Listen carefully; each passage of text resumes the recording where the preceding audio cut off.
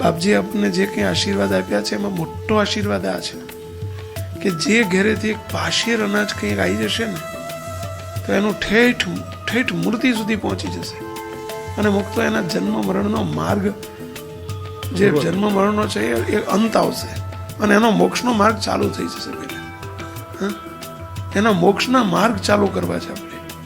આ કંઈ લેવા માટેનું આયોજન નથી, આપણે આપવા માટે અભયદાન આપવા નીકળ્યા છે.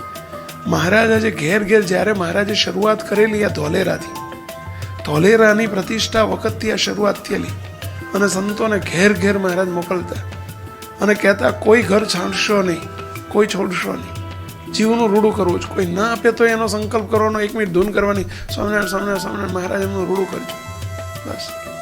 એટલે ખૂબ બધા એમાં જે કરશે, ચોખ્ખી વાત છે, ધરાય કોણ? જમે ધરાય, એમ કરે એ ભરે. ખરું આપણે ગુજરાતીમાં ભણવામાં આવતું ખબર છે કે બાંધ્યો ફરે એ ચરે અને બાંધ્યો ભૂખે મરે. એમ જો આપણે બેસી રહીશું, ઘરના 3 સભ્યોમાંથી એક જ આવશે અને 2 ના આવે, એને નહીં ફળ, રાજીપો ના મળે. માટે આપણે લેવા માટે નથી જતા, આપવા માટે જઈએ છીએ. એવા ભાવથી આપણે એમાં જોડાજો, બધાએ જોડાજો. મહારાજ ખૂબ રાજી થાય. બાપજી આજે ખૂબ વિચર્યા છે, ખૂબ ફર્યા છે. આજે સંતોય તે જાય છે, કરે છે. આપણે એમની આજ્ઞાથી મહારાજ રૂડું કરવા જઈએ છીએ એવો ભાવ રાખજો અને બધા ભેળા પડજો.